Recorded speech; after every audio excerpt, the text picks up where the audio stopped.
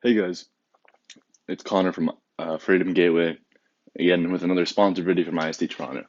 This one is more of an idea video, okay? So a lot of the other guys that do, news videos, blah, blah, blah, I love them, but this one's ideas. So an idea I recently had was to make basically a prediction market for the voters, where the voters could basically have it would be a general prediction market, so you can make whatever prediction you want, but one of the major use cases inside IOST, not the not the node, but the you know what I'm saying. Inside IOST, people obviously vote for producers and they want to be rewarded. That's a huge driver and why I think it's really great. But people are a little unsure if, let's say, IOST Play is going to really earn tier one. While Sutler Ventures got tier one last time, some of the voters might be a little concerned that they might not. Well, how do you solve that problem when nobody knows until that quarter is done and then the IOST team actually releases the results? Well, you could do that through a prediction market, and this is the perfect use case for a prediction market. I think there's a lot of the prediction markets out there that just used for like sports betting, but if you're going to do prediction market for sports betting, why wouldn't you just, go on DraftKings or go on any of the other like actual casino things? Like, why wouldn't you just go to the casino and open up a sportsbook account? Really? Uh, but in this case, it actually makes sense because first of all, the oracle would be on the blockchain, so you wouldn't have to trust anybody. You'd just be trusting the blockchain, and it would actually be able to save people money if, let's say, they voted for Token Pocket, but for whatever reason, Token Pocket didn't get tier one. So they would be able to save that yield, that nice juicy 27%, because if they don't get that tier one, well then that 27.5% yield isn't there, right? So these yields are all based on previous information. So you like who knows what IOST Toronto's doing when last time they got tier three, but who knows if they're gonna get tier two or tier one or tier four or whatever. Like, and that's the perfect time to have a prediction market so that people could go in there and just let the market decide. If someone wants to put up, 10 million IOST that says they're not going to get it, well, there might be a huge incentive for someone else to come on the other side and say, hey, I think they will get it, because then you could earn 10 million IOST if they do get it, right? Because who wouldn't take that? I mean, hell, you could put up one IOST, and then, if you're the only guy that thinks they're going to get it, well, then you would get everything that everyone else is putting up that says they won't get it. That's how prediction markets work. And again, this would even keep people very involved in the community, because the reason why sports really love, like the whole, sports ecosystem loves the whole sports betting, is because people who bet on sports watch those games and they really care and they look at all the stats and they're like, oh man, I really think the Pirates are going to beat the Cubs or whatever. Or I think the Pirates are really going to win, the World Series one. It's like, okay, man. But the point is, this would, first of all, like just energize the community. It would allow people to be involved and then also make more rational choices on what node they're voting for, because it would force the nodes to be more, I guess, compliant and more just transparent with the community. So they say, oh, well, it looks like people think we're not going to get tier one. Well, we better keep, doing shit to make sure that we do get tier one. And yeah, I'm assuming that most people know what a prediction market is, but if you guys don't, basically it's just a free open system where someone can put up tokens in a smart contract that is based on some sort of outcome, right? So it might be, I'm going to put 5 IOST that the Cubs beat the Pirates, all right? And then it's going to pull from an oracle like ESPN or NBC Sports or CBS Sports or whatever. And based on that result, that smart contract figures out an outcome and says, okay, the Pirates actually lost.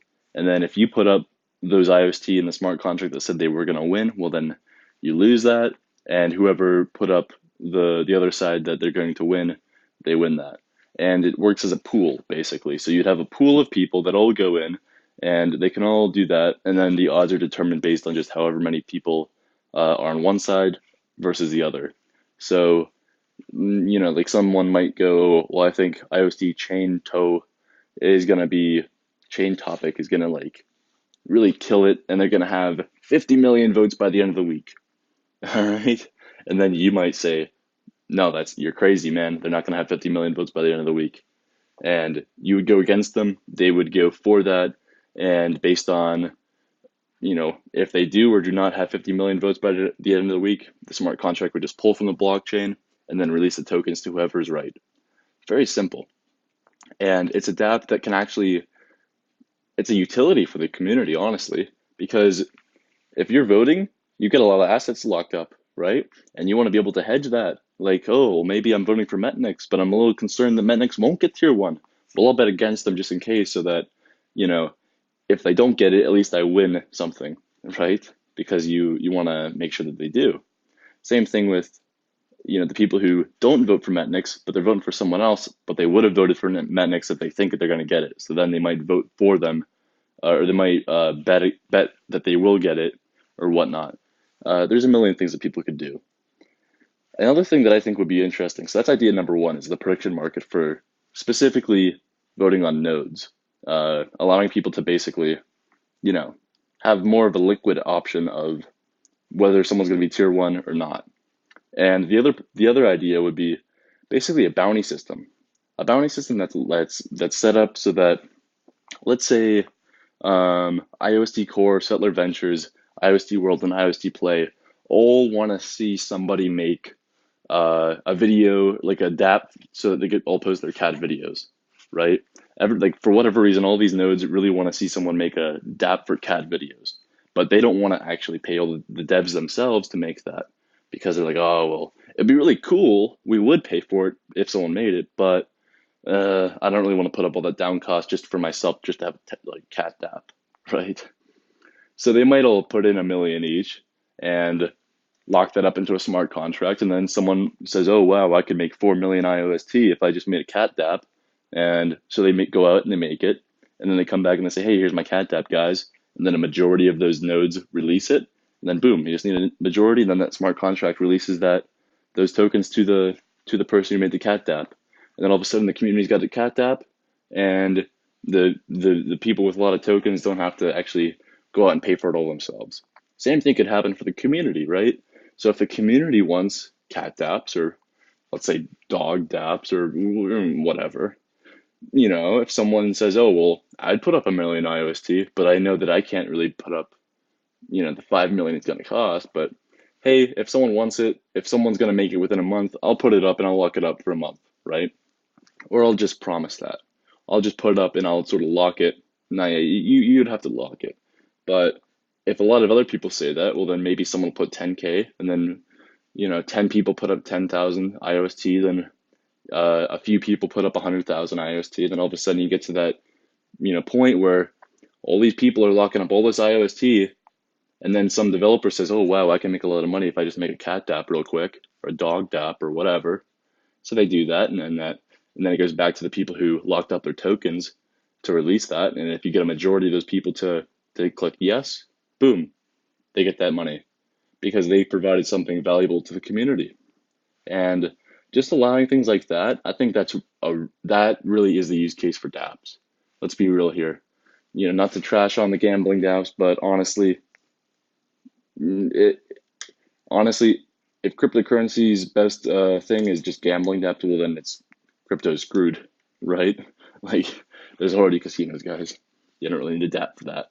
But something that helps people within the community just feel more safe and to adopt it and to even come over here from EOS or Tron, like that's the real kicker because over there you might get some rewards, you might get none, but if you can come over here and then hey, you can even basically get more and more and more and more integrated into the ecosystem of IOST by having a financial incentive to follow up on each and every node and to be on their ass and to say, hey guys, like, what are you doing? Because, if you're going to basically put money on, like, if Settler Ventures is going to be in top 10 by the end of the year or not, you want to have the most info you can so that you can make money off the other people that are putting money on it, right? I think that'd be very cool. Uh, this was just a little video just to go over that, but let me know what you guys thought in the comments below, and if you thought this would be a good idea. And if anyone wants to develop something, I know that me personally, and I'm sure that IOST Toronto would be very interested in helping out people and maybe even putting up a little bounty for it. So thanks for watching this. It's a little long, but hope you guys enjoyed it. All right, peace out.